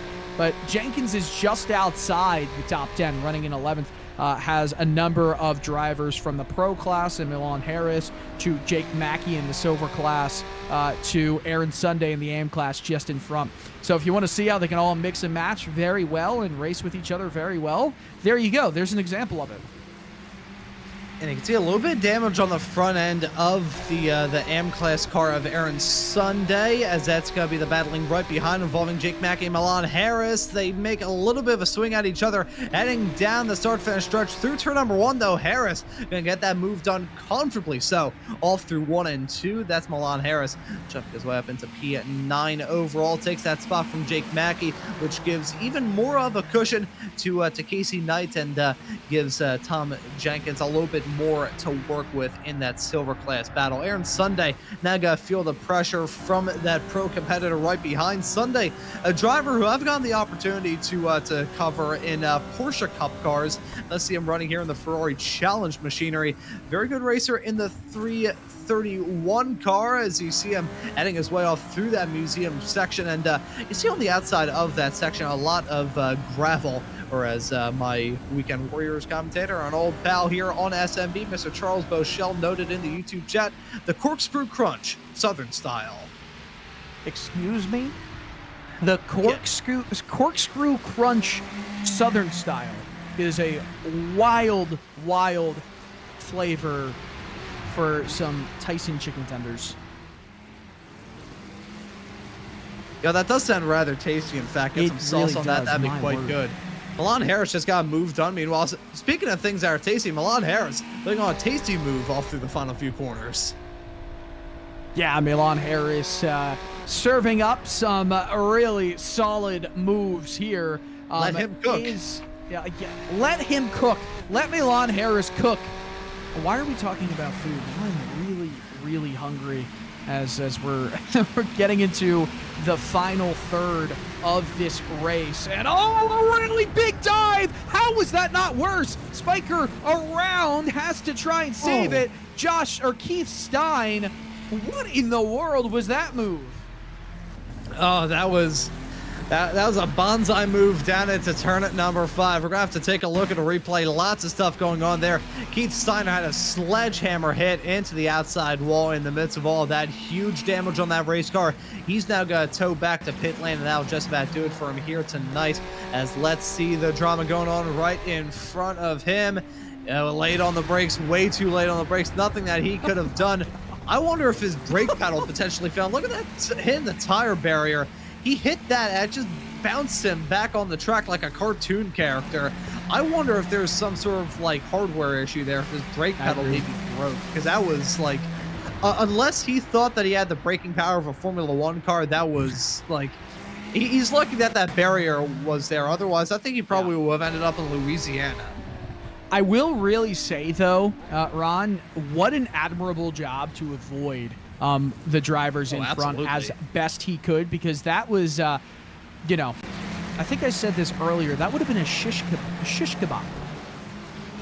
Whenever you were saying like something about, I don't even remember the words you said.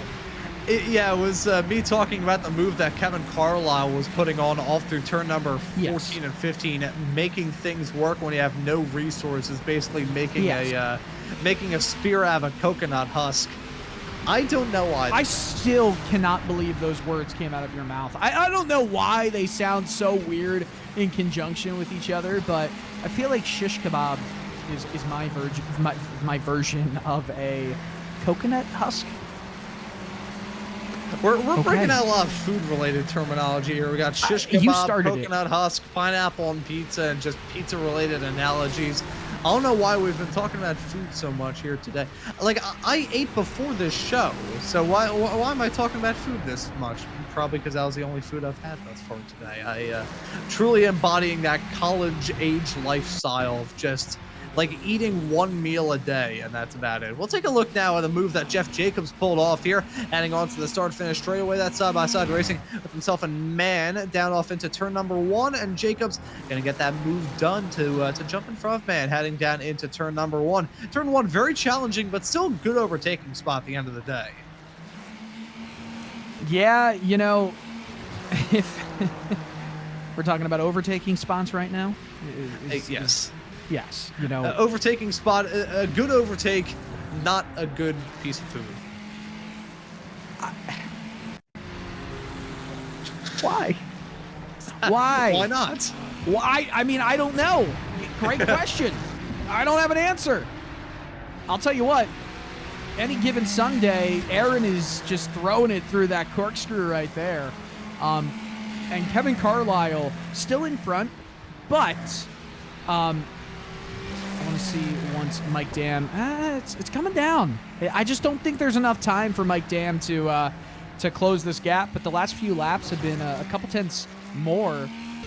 Yeah, you see it right there. Carlisle 2 tenths quicker, 2.5 tenths quicker, under a tenth quicker, lost a tenth and a quarter there, and then gained it all back on the previous lap. So definitely closing in. It's not quick enough, and I think that is par for the course of having to make up 7 positions rather than Kevin Carlisle's 5. If you're decisive in the early going, that means a lot. Jake Mackey now, some contact there between he and Thorman as Mackey tries to run it around the outside, runs his left side tires right on that very thin curbing, and here are 4 cars who look very feisty to get moves done late. As we get to the end of this race, the pressure's starting to build in all of these battles, whether it be this one involving Aaron Sunday trying to break into the top 10 with the drivers a little bit farther behind, and Sunday looking to hold on to that top 10 spot as Chester Guidry still leading in that AM category. He's got his own battle to talk about himself, and debut driver here in FROC, it's John Kroom right behind that number 45 car. Very impressive debut for that racer in the number 45 machine as Beller to try and disrupt Chester Victor Guidry, who's on track for his 4th win in the AM category this season in 4 races, has currently slotted in P4, trying to get that job done with about 6.5 minutes left to go. That battling up at the front, I'm not sure if it will be a battle. As you just said a few moments ago, Dylan, a big gap between Kevin Carlisle and Mike Dam. Really all throughout this race. The fact that Dam is even giving us a discussion to talk about there really shows you the pace that he has had. But ever since a drama a little bit earlier on, Kevin Carlisle basically took that opportunity, said, you know what? I appreciate this because it gives me an opportunity to have a stress-free drive all the way through to the checkered flag. That 2.4 second gap, as much as it's pretty far down from where it was a little bit earlier on, with only 6 minutes left to go, if Mike Dam were to have to close up that gap and get that move done with less than 6 minutes left to go here at Barber, you'd probably have a better chance trying to pick up antimatter with chopsticks. You know, I couldn't even pick up antimatter with my hands, so I don't know how you do it with chopsticks. But in saying that, all it takes is one small mistake by Kevin Carlisle to give Mike Dam an opportunity to re-enter this conversation for P1. And it is very possible. You know, this track is not forgiving if you go a little bit wide or you take the corners a bit too aggressively. You're going for a little bit of a safari adventure through the Alabama wilderness, if you will. You might encounter spiders. Metal spiders. See, metal spiders sounds like my usual description of a Formula Ford car on iRacing, which you can catch here on slow motion broadcasting. But yeah, regardless, man knows who pays him. There we go. See, one thing that you'll come to know about these shows here on SMB, Dylan, there is nobody here on this company that can do the promos in a more obvious and so poorly worked in way. It's about as smooth as 80 grit sandpaper, the way I like to promote shows. You know, you gotta be smooth, and you know, sandpaper does have a certain smoothness value. Now, it's not very high, but everything has the ability to be smooth. Sandpaper as itself is not smooth, but I see what you're saying. There looked like a move was on from John Kroom. It was a bit of an aggressive one through the final corner. I do wonder if he got that position. It looks like he did, and that was quite aggressive on Orion. Say it with me. Say it with me, Ron. Corn on the cob. See, if I said that to him when we were in race control, I think you would have completely invalidated every single thing that I ever had to say about on-track incident in the year and a half that was what would have led to that. There was an invalidation the moment we said hello and welcome. Checkmate. Ryan Cobb holding on to P6. Go Phils, go. Yeah, actually, Ryan, a pretty big hockey fan, I will say. I should have asked him about hockey. See, hockey, of the big, American sports, the ones I don't really know too much about are basketball and hockey. Because if you look at the results of the Philadelphia sports teams when it comes to those two sports, it's probably a good thing that I do not know. But hockey is my favorite sport, my friends. Love the game of Huck. And Milan Harris loves the name of the game, which is passing at all costs right there. He just went for it. Rockefeller racing driver. And he just rocked his way into P7 with that move. Brock Morris down 4 spots. Milan Harris up 3. A tale of 2 different stories here for these drivers. It is interesting, it does make it more difficult for the top drivers to go up through the order when they are dealing with the inversion of the top 10. But, regardless, it's a good show. And it makes these drivers have to not only show outright speed, but also their racecraft ability. Yeah, this is a tough test. Oh, here we go. That's Tom Jenkins looking to get a move done. That's him. Fight with himself. And is that Jake Mackey right in front? Yes, it is. So this is a battle for P2 and P3 in the silver category as Casey Knight holding on to P3 overall in this race at the moment. A brilliant drive from her, and that 4 seconds a gap between herself and Chester Guidry for that final podium spot with less than a minute and a half left to go. I believe Kevin Carlisle will be taking the white flag this time by, as Mackey still holds on to P2 in class. And I think it's once again going to be borderline as to whether or not he got it. I believe we're on the 2 to go lap. Did not see that white flag up in the air. I could just see trying to focus my not very effective eyes at the flag man. Didn't see the white flag waving there. So Kevin Carlisle has 2 to go. It's going to be close. It should be 2 to go at this point, but it'll be within 10 seconds, I think. Yeah, very similar to what we saw in race 1, in fact, because that was rather borderline between whether or not Milan Harris was going to end the race on one lap or end it on the other. Thankfully, fuel not too much of a worry here in this fixed setup series. I haven't seen anybody run out of gasoline yet. I'm not sure if you can, in fact, with the fixed setups. But regardless, it does affect you a little bit because if you think that a race is going to end at a certain point in time, if you're a defending car and then it goes on for one more lap, that's going to be a rather rude wake-up call for you, as with 8, 7, 6, 5 seconds left on the clock. That'll be borderline. Kevin Carlisle, though, I believe has now taken the white with only 2 seconds to spare, and about 2 seconds to spare is a gap to himself and Mike Dam, and that's come down a decent amount. Dam with a 1.7 second gap to try and close up at the end of this race. Lap traffic not going to hurt at Carlisle too much there, though. Yeah, I think it was traffic that, and just being able to ease off without it being such a detriment to the opportunity to win for Kevin Carlisle. Carlisle has had an interesting night, has he not? With the spin, the recovery to finish in 5th, and right now on track to win race number 2 on the night. The other classes look pretty set in stone, with Casey Knight, P3 overall, and way in front of her other drivers or competitors in that silver class. And in the AM class, same kind of deal for Chester Guidry, running in 4th overall. It's just those two drivers, just the class of their, well, classes. I mean, it's pretty accurate there. So it's a pretty darn good drive for many a racer all throughout this field. But one of the standout stars has got to be this man, Kevin Carlisle, as he heads his way onto that start-finish straightaway. It is victory for him here in race number 2 at Barber Motorsports Park. Kevin Carlisle going to bring that bright pink car into victory lane for the first time this season.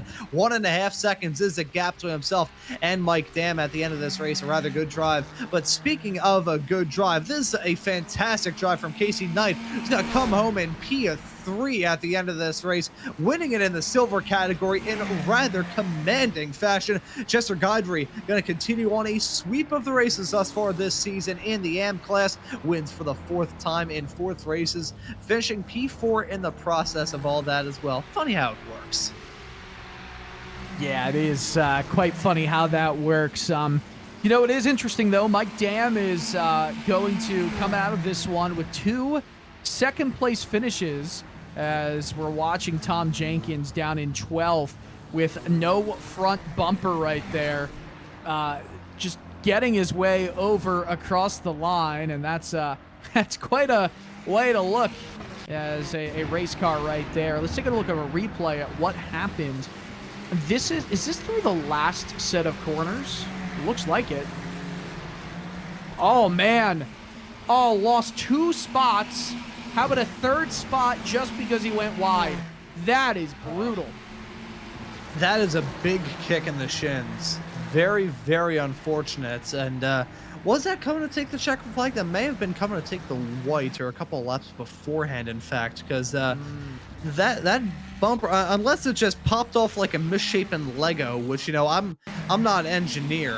I don't have enough insomnia to report as one. But they don't do that. They don't just pop off like absolutely nobody's business.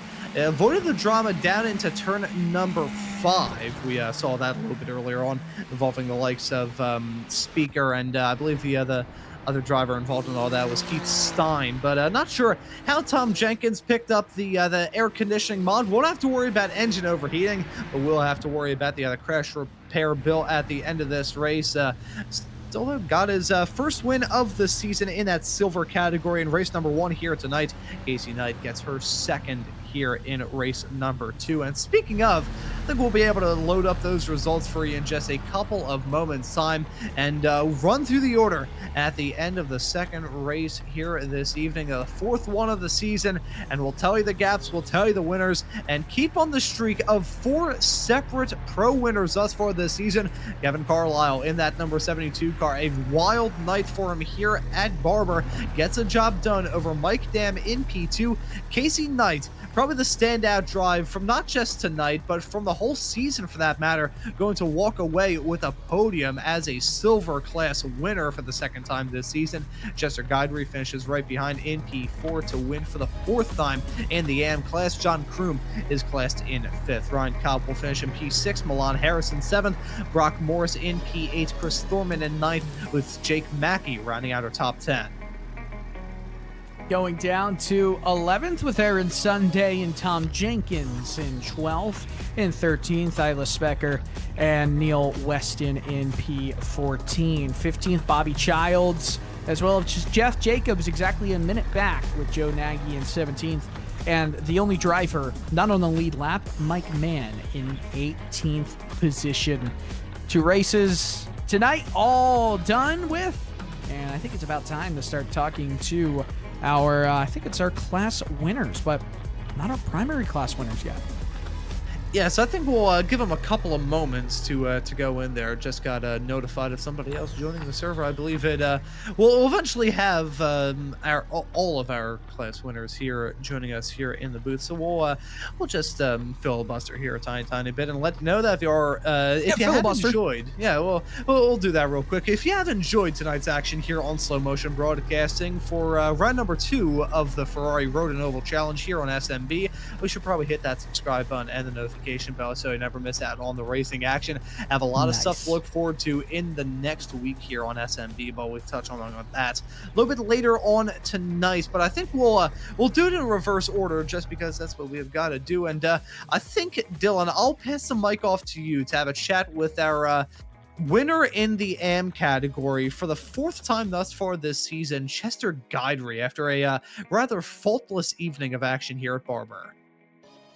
Yeah, Chester is alongside me right now, and although it was a pretty simple class win for you, you finished 22.5 seconds up on 2nd in the AM class, and Aaron Sunday, it's all about the overall points, right? So just outside the podium spot overall, a 4th win in the class. It looks like you're off to a blazing fast start in the AM class championship, Chester.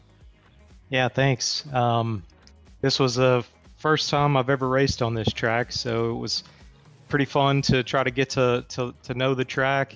A lot of elevation change. The track really entices you to get back into the throttle, but you really have to be patient.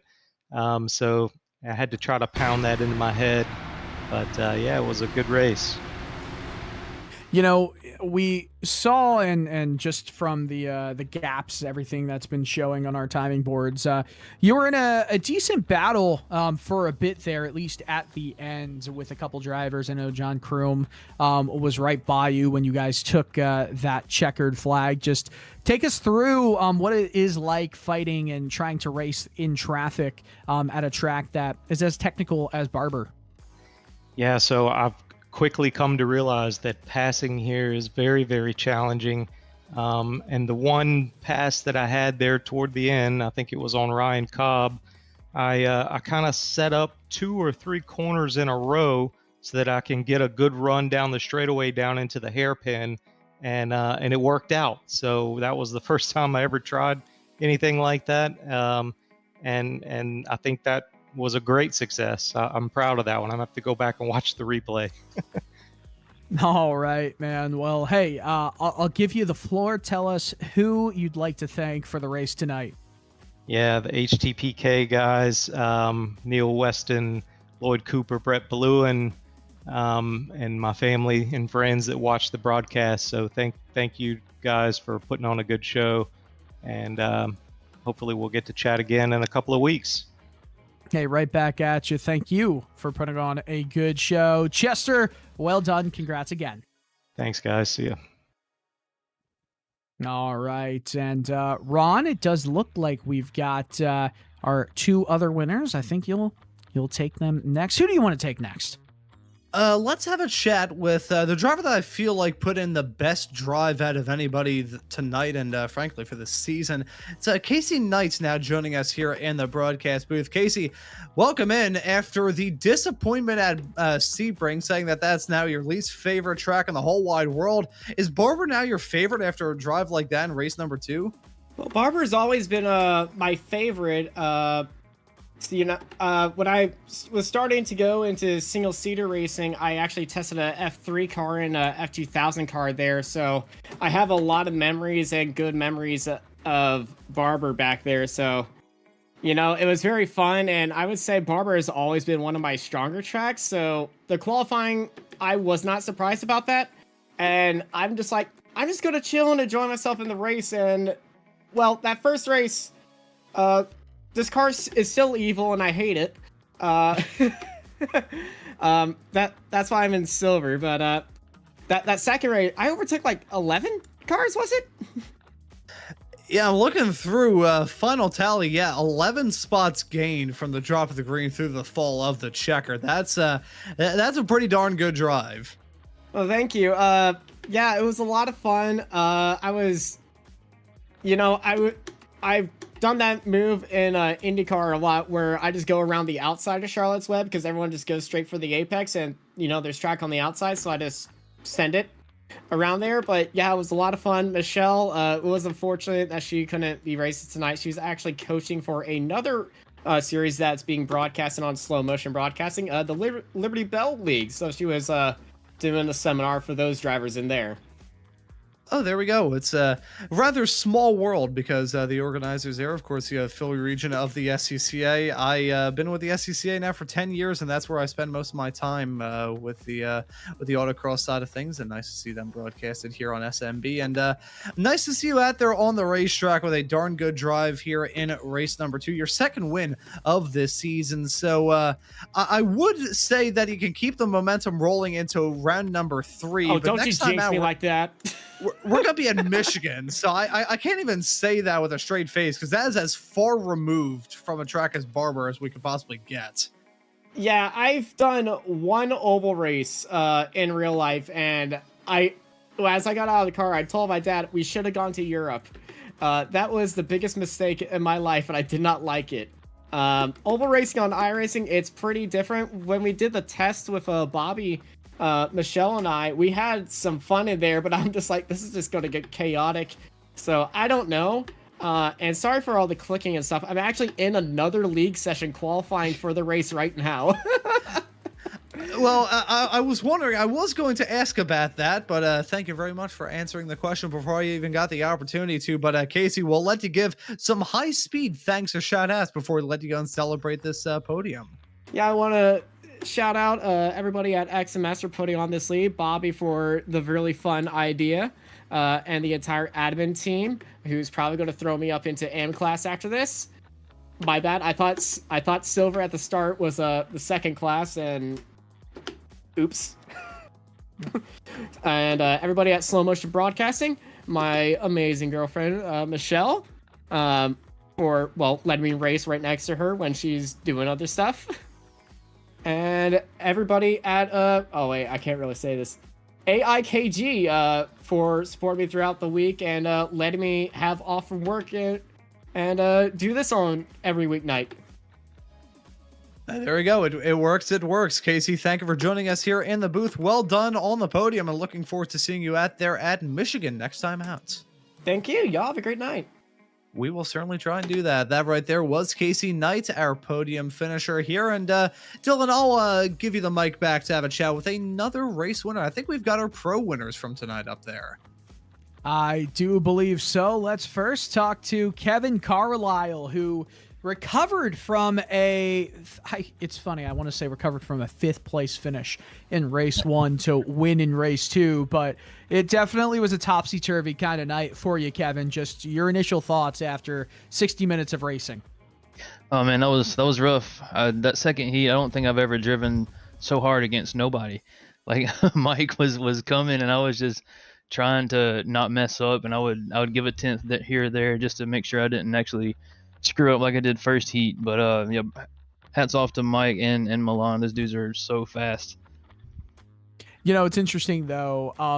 It could have been a really so-so kind of night for you, but you, regardless, recovered really well in race 1, finished in that 5th place position, and you got there with getting the elbows out a little bit. That was massive, was it not, to kind of recover some momentum and take it into race number 2? Oh yeah, it was fun. Once I saw I was spinning and I was pretty much a goner, I just started laughing to myself. I was like, all right, here comes the fun part. And I just, it's so hard to pass at Barber, and everybody's pretty dang close with it. So yeah, I had to put elbows out, and I don't think I rubbed fenders too bad, but had to make some dives for sure to make it work. It was really fun. I was sweating. I'm still sweating. Awesome, man. Well, hey, I'll give you the floor. Tell us who you'd like to thank for these races tonight. Thanks to everybody at SimCity Racing. Thanks to our sponsors, Monster, Jordan, Oakley. Thanks to everybody at XMS for putting this series on. It was really fun. I was happy to be part of the testing of it, and it's really fun. Thanks to you guys for putting on a great broadcast. It was really awesome to watch the last round. All right. Well, very well done, Kevin. Appreciate the kudos on your behalf as well. And we'll look forward to seeing you at Michigan in 2 weeks' time. Oh, yeah. Let's go. All right. Kevin Carlisle, your race number 2 winner. And I think the other race winner actually left. Yeah, I was going to bring in Milan Harris to have a little chat, but I don't believe we can. But, hey, it doesn't matter. We had a fantastic night of racing action here at Barber.